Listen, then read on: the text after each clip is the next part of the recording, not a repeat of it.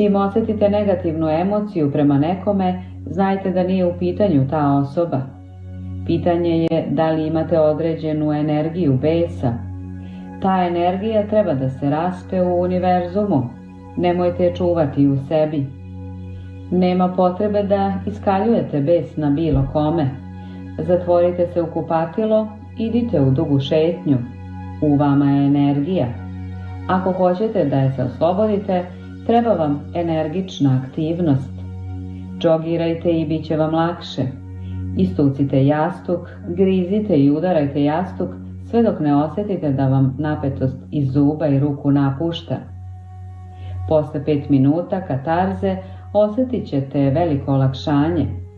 Kad to spoznate, nikad se više nećete iskaljivati ni na kome, jer ćete shvatiti koliko je to glupo. Transformisan bes